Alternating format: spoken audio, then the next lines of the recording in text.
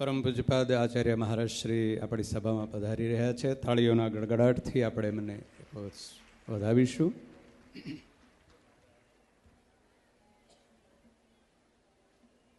પરમ પૂજ્યપાદ પ્રાતસ્મરણીય ધર્મધુરંદર આચાર્ય મહારાજ શ્રી, પરમ પૂજ્ય પ્રાતસ્મરણીય પૂજ્ય મોટા મહારાજ શ્રી, પૂજ્ય લાલજી મહારાજ શ્રી,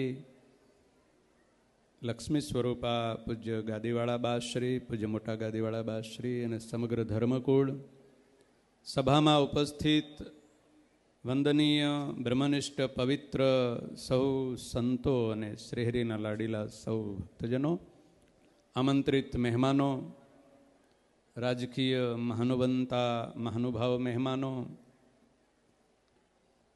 આજે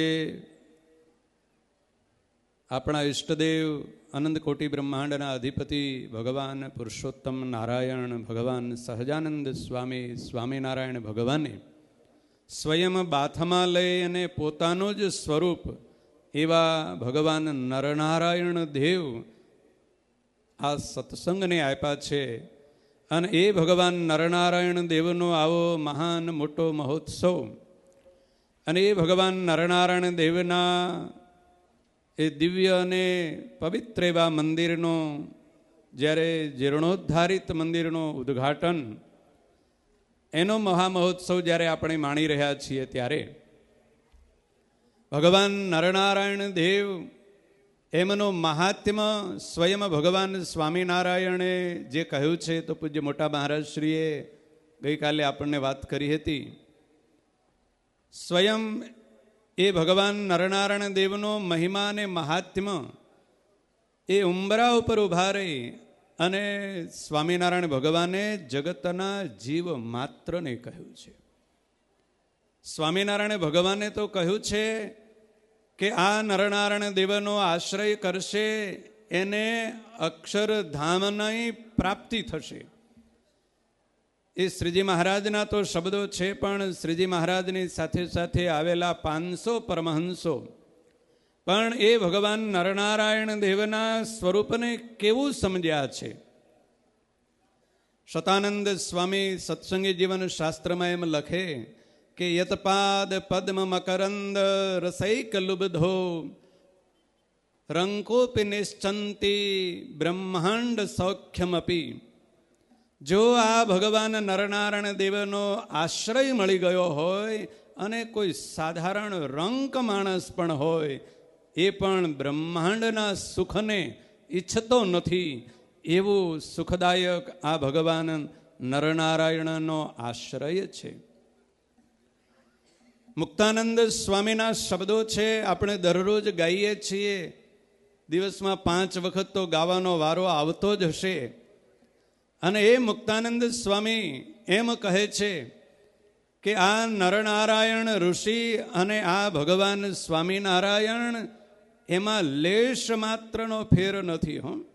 એ સૌરાષ્ટ્રના નાનકડા એવા કાલવાણી ગામના ઓજત નદીના કિનારે રામાનંદ મુનિએ જ્યારે સ્વામિનારાયણ ભગવાનની ઓળખાણ કરાવી, ત્યારે મુક્તાનંદ મુનિના મુખમાંથી શબ્દો એવા નીકળ્યા કે નારાયણ નર ભ્રાતા દ્વિજકુળ તનુધારી પામર પતિત જીવ ઉધારવા.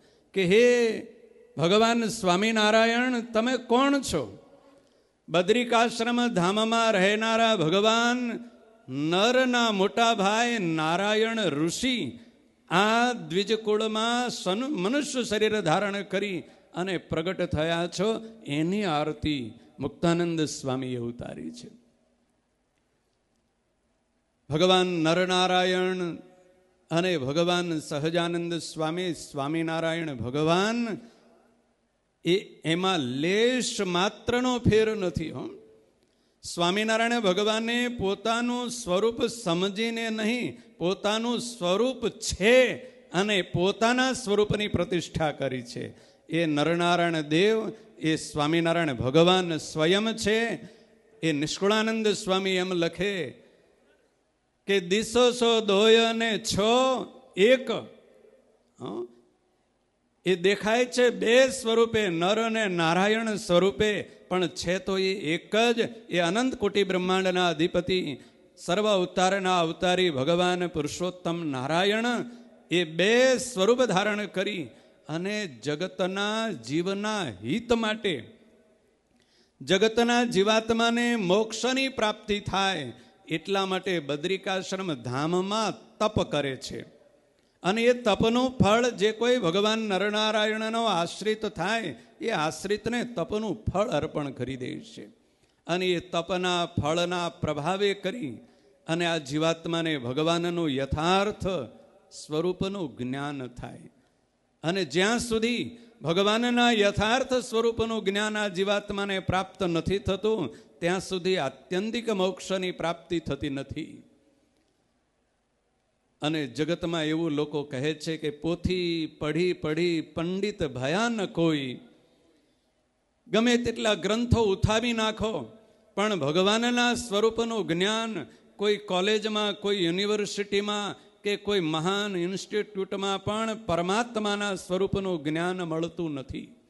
પરમાત્માના સ્વરૂપનું જ્ઞાન તો વેદો એમ કહે છે કે તપસા ચિયતે બ્રહ્મ, તપ કરે 11 ઇન્દ્રિયોને વિષયોમાંથી પાછી વાળીને પરમાત્માના સ્વરૂપમાં જોડે ત્યારે પરમાત્માના સ્વરૂપનું યથાર્થ જ્ઞાન પ્રાપ્ત થાય. અને એવું જ્ઞાન જ્યાં સુધી ન મળે ત્યાં સુધી શાસ્ત્રો એમ કહે ઋતે જ્ઞાનાન મુક્તિ, યથાર્થ ભગવાનના સ્વરૂપનું જ્ઞાન ન થાય ત્યાં સુધી મોક્ષ મળતો નથી. અને આ જીવાત્મા તપ કરવામાં રાજી નથી અને તપ સિવાય એને ભગવાનના સ્વરૂપનું જ્ઞાન ન મળે. એટલે અતિ કરુણાર્ધ એવા ભગવાન પુરુષોત્તમ નારાયણ બે સ્વરૂપ ધારણ કરી અને આ જીવાત્માના હિત માટે તપ કરે છે અને એ તપનું ફળ આપે છે. ત્યારે આ જીવાત્માને પરમાત્માના સ્વરૂપનું જ્ઞાન થાય અને ત્યારે આત્યંતિક મોક્ષની પ્રાપ્તિ થાય. એવા ભગવાનના સ્વરૂપને કેટલાક સંતોએ એમ ગાયો કે ઋષિ રૂપધરમ તપશ્ચરમ યવમન્યેત કદાપી કશ્ચન સભવેત સતતમ નારકી.